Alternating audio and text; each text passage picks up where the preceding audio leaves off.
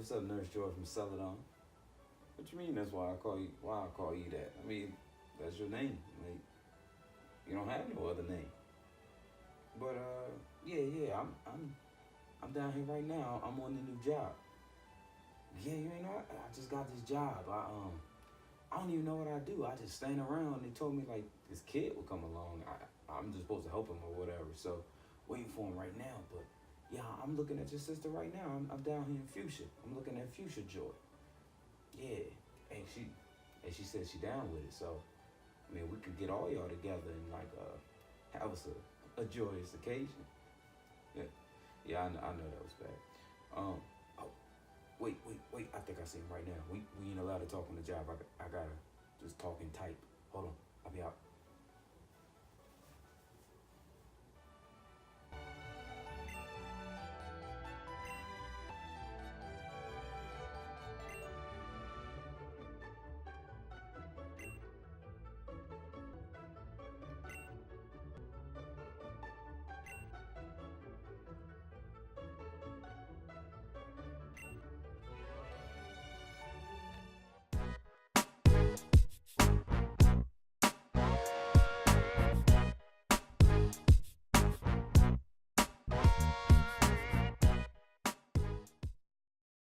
Hey, what's going on, everybody? It's Games from Almost in Full Color. And as you can see from the little thing earlier, I'm going to do a review of Pokemon Let's Go Eevee. So, if you're not familiar with the game, if you haven't played it, it's pretty much Pokemon Yellow.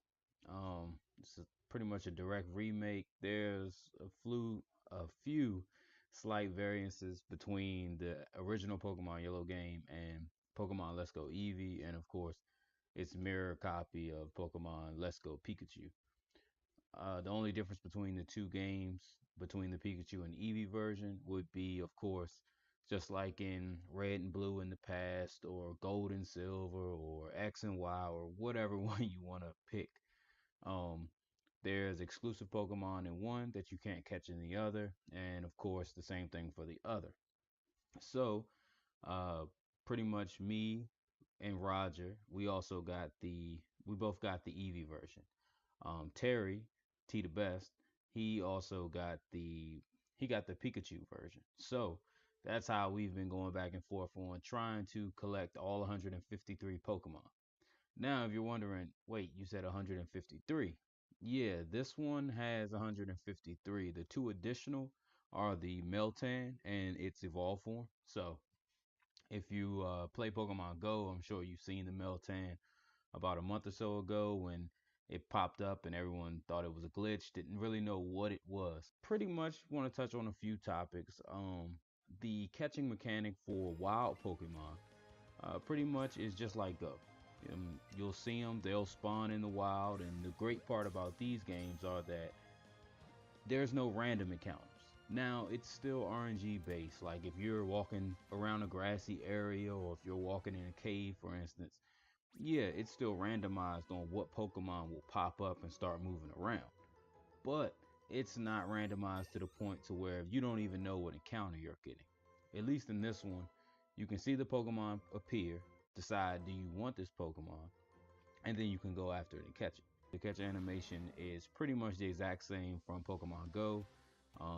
You have the circle sequence that continuously gets smaller, and of course, if you hit it in its smaller stages, you either get a nice, you get a great, or you get an excellent.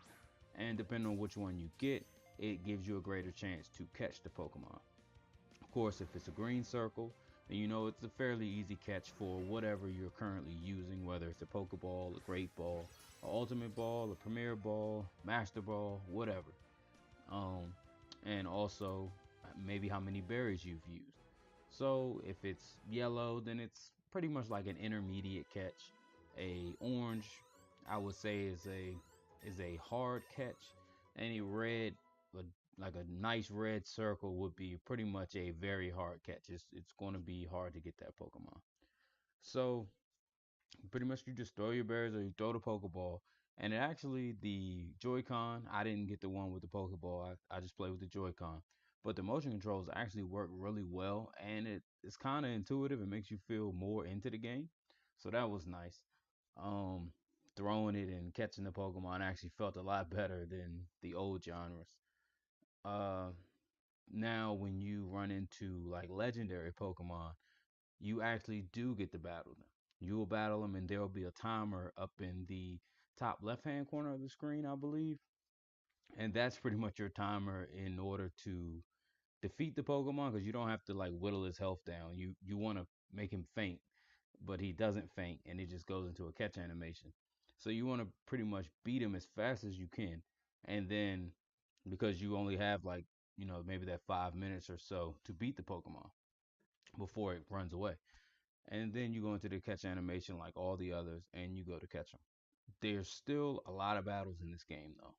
Like you still have all your trainer battles, you still have your gym battles, you of course, since it's pretty much a remake of Pokemon Yellow, you still have your Team Rocket battles. Um so there's no it's not like you're saying, "Oh, I'm not going to be able to level grind." No. If you want to battle, you can battle a ton of trainers. And I haven't played a Pokemon game in a while, but it definitely reminded me of like how many trainers there are everywhere. Like after a while, I literally just start like moving around them because I was like, man, I don't want to fight everybody. And you get ample experience from rare candies everywhere, or just the experience you get from catching wild Pokemon. Because yeah, if you catch wild Pokemon, you also get experience pretty much like you get experience in Go. So it's the same thing. The way you level up your character in Go, it levels up all your Pokemon in Pokemon Let's Go Eevee or Let's Go Pikachu. Um, Now the one thing I I didn't like was it's not a hard game. I mean, and granted, no Pokemon game honestly has ever been difficult. They're not difficult games. But this one is really, really handholdy. I don't know any other way to put it. Game is extremely handholdy though. Like even in Mount Moon, you pretty much had Team Rocket like guiding you.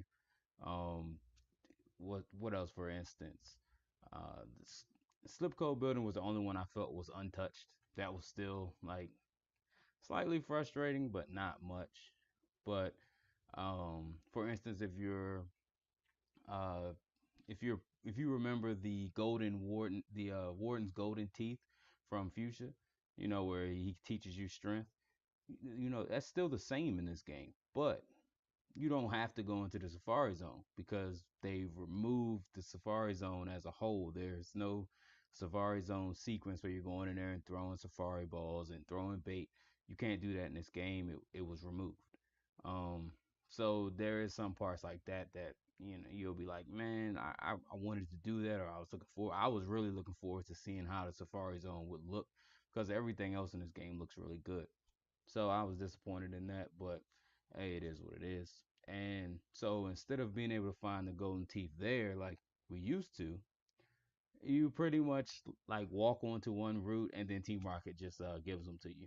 So it, like I said, they definitely take a lot of the hand holding out. I mean, well, they hold your hand a lot. They don't take any out.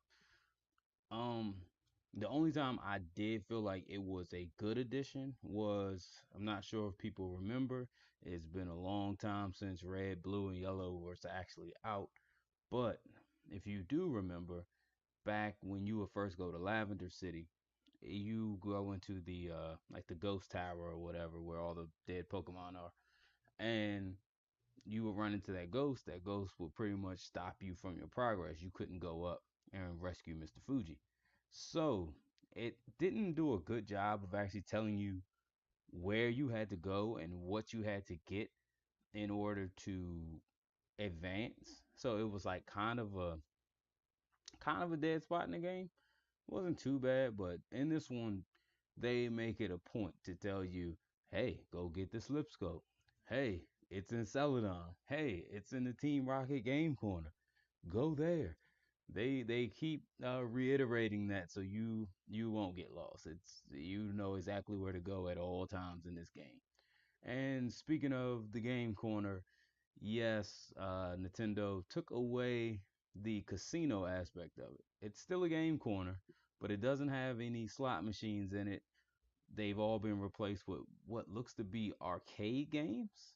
and you cannot buy Pokemon from the like the prize. Remember the prize area that was beside it? Like you would win your coins. You could go over. You could buy like a Porygon. Uh, I think one of them was an Abra, and also it depended on the game you had. Like if you had blue or red or whatever, the prizes kind of changed. And you could buy certain TMs, like high level TMs. So yeah, that's gone. They took all that out. I guess they took it out because, like I said, this is an introduction game, I guess, for kids now. Maybe they didn't feel comfortable with the whole gambling aspect being in the game for kids, but I don't know.